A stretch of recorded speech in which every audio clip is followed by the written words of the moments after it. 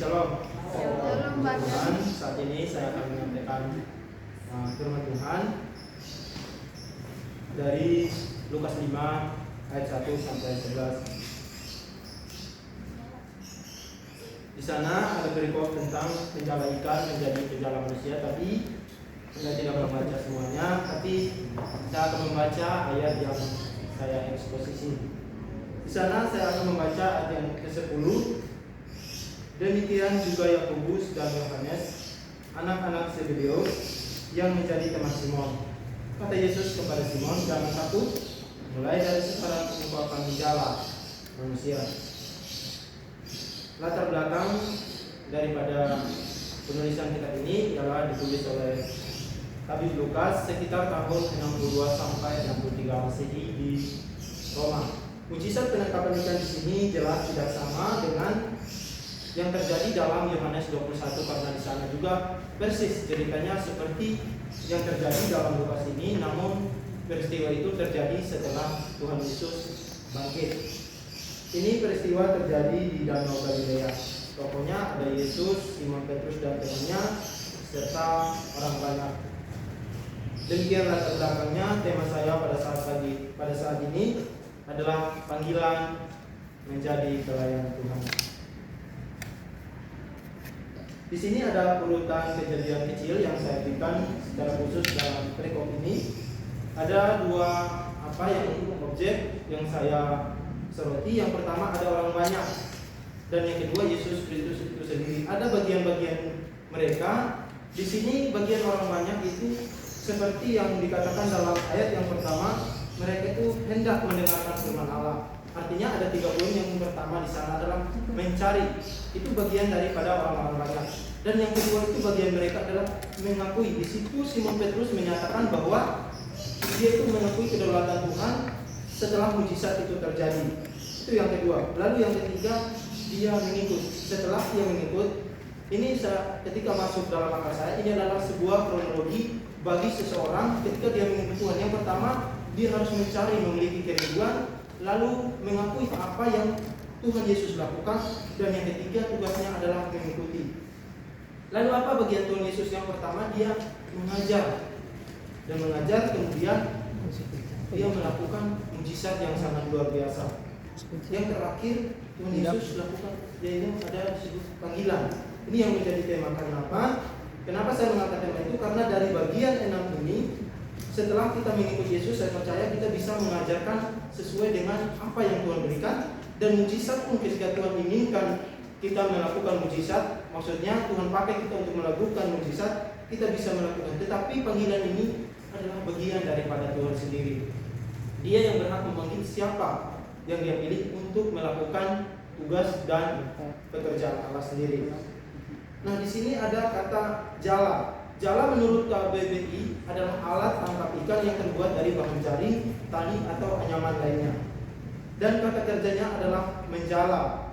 Di sini ada bahasa Inggrisnya King James Version, yaitu self catchment, akan menangkap hidup-hidup. Ini pengertiannya nanti saya akan jelaskan. Kamus Besar Bahasa Indonesia menangkap adalah kata kerja yang berarti memegang sesuatu yang bergerak cepat, lepas atau menangkap, mencuri, pecah dan sebagainya dengan tangan atau dengan alat yang kita sudah persiapkan.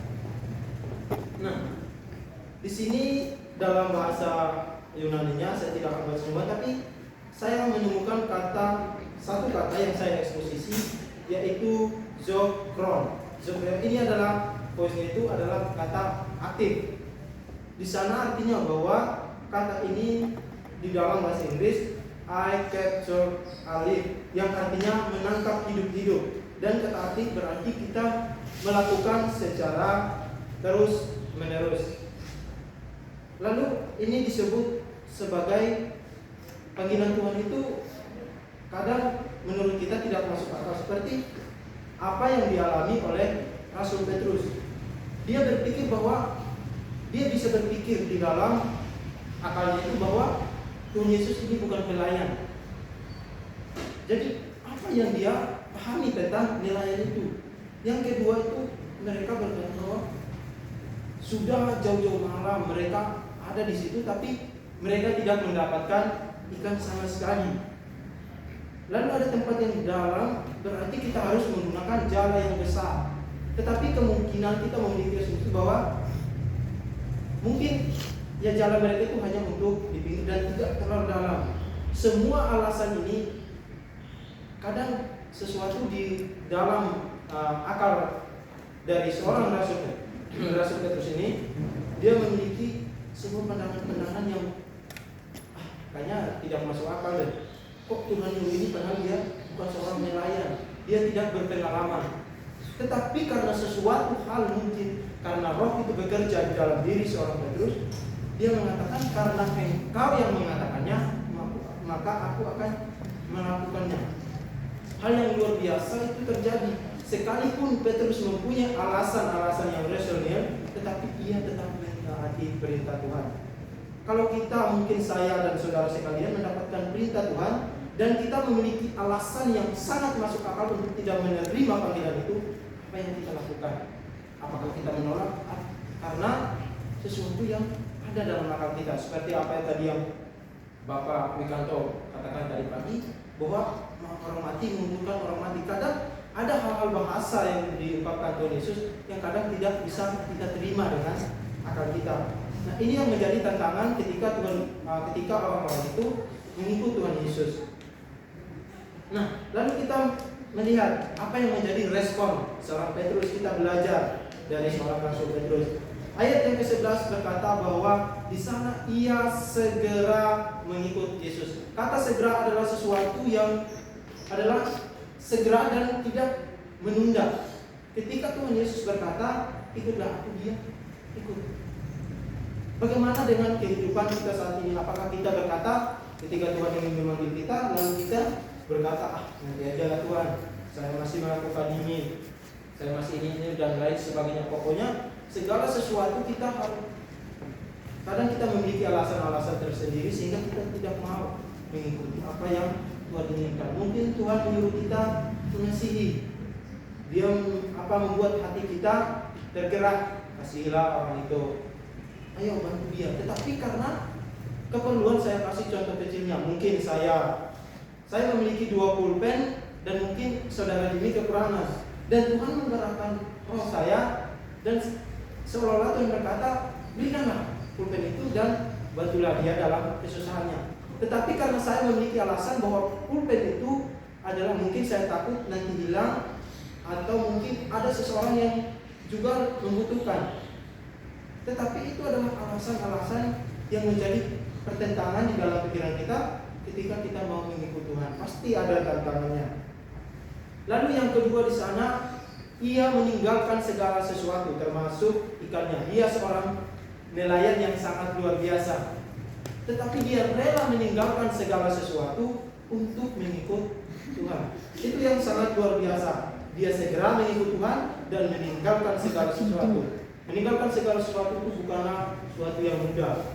Apalagi kalau Tuhan berkata, barang siapa mengasihi bapak ibunya dan lain sebagainya, dia tidak layak. Bukan berarti kita tidak mengasihi orang tua. Tuhan berkata, kasihilah aku, ketika kamu mengasihi aku, maka kamu pasti akan mengasihi orang tuamu. Itu maksud Tuhan Yesus. Nah, di sini lalu apa yang kita persiapkan? Mungkin zaman dulu ketika Petrus menjala ikan, yang pertama dia gunakan adalah jala sebagai alat.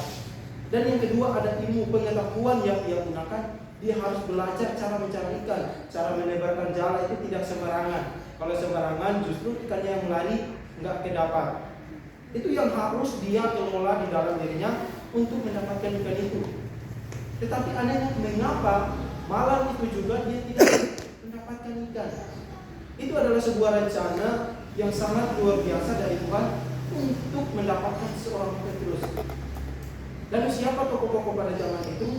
Mungkin Petrus, rekan-rekannya yang bekerja. Nah, pada zaman sekarang, ketika kita ingin berjalan sesuai dengan ayat tadi, ketika kita ingin mendapatkan jiwa dan kita ingin bawa kepada Tuhan, apa yang kita gunakan?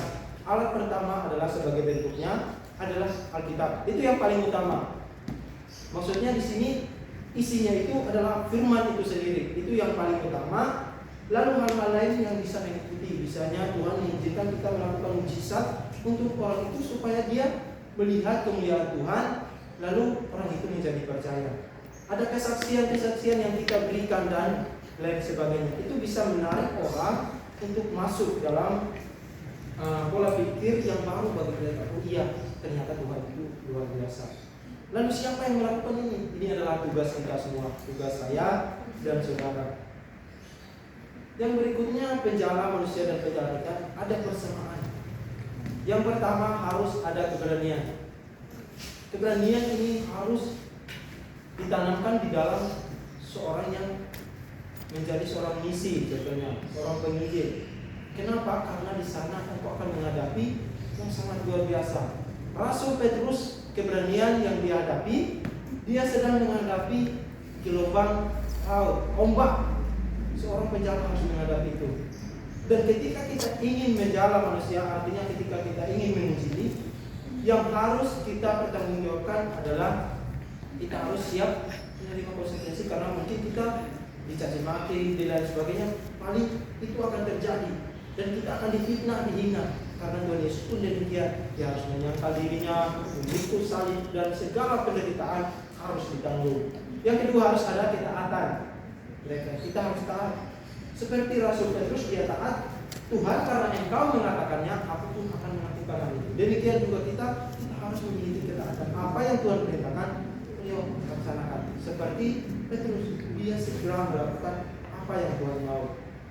Di sana juga harus ada kerajinan dan tekun. Harus ada kerjasama, bukan persaingan. Apalagi dalam menjalankan, ya kami juga dulu kalau di kampung itu ada tempat kami menjalan, kadang juga rebut-rebutan tempat. Ya, itu pasti ada. Tetapi mereka itu luar biasanya, mereka solid, mereka menangkap ikan dan tidak bersaing dengan cara kekerasan atau iri hati, tapi mereka bekerja sama. Demikian juga kita dalam pelayanan untuk mendapatkan jiwa, kita tidak boleh egois dan kita mengandalkan pengetahuan kita. Kita harus memiliki kerjasama yang baik. Mungkin satu orang bertugasnya berdoa, yang satu menyampaikan kesaksian, yang satu menyampaikan firman Tuhan, supaya komplit, supaya dia memiliki rasa bahwa apa yang kita katakan itu ternyata memiliki suatu perkataan yang dahsyat. Tapi ada perbedaannya, yaitu tadi saya katakan bahwa di sini juga mengatakan catching mengalir, artinya bahwa menangkap manusia itu hidup-hidup. Jadi kita tidak mencari orang yang mati. Kita tidak mencari orang yang mati, tapi kita mencari jiwa, karena jiwa yang hidup itu yang kita butuhkan untuk melakukan pekerjaan Tuhan. Nah, itu yang harus kita lakukan. Dan ketika kita tidak sama, mungkin secara apa, mungkin sama menangkap ikan, menangkap manusia, yang sebenarnya tapi ada satu perbedaan. Kalau kita menangkap ikan, kadang kita lebih suka bunuh. Artinya bahwa ketika kita menangkap ikan, tentunya kita makan dan kita bunuh ikan itu. Tapi manusia kita cari jiwanya bukan untuk kita bunuh, tapi untuk menolong kita dan menyelesaikan pekerjaan Tuhan di dalam dunia ini. Kesimpulannya adalah bahwa segala sesuatu yang kita lakukan, mungkin ada hal tertentu yang tidak masuk akal dalam diri kita, tapi jangan pandang itu sebagai tolak ukur. Harta dan kekayaan jangan jadikan tolak ukur untuk menuju Tuhan. Kenapa? Karena segala sesuatu pun harus dilepaskan untuk melakukan pekerjaan Tuhan. Demikian presentasi penyampaian firman saat ini. Sekian dan terima kasih. Shalom.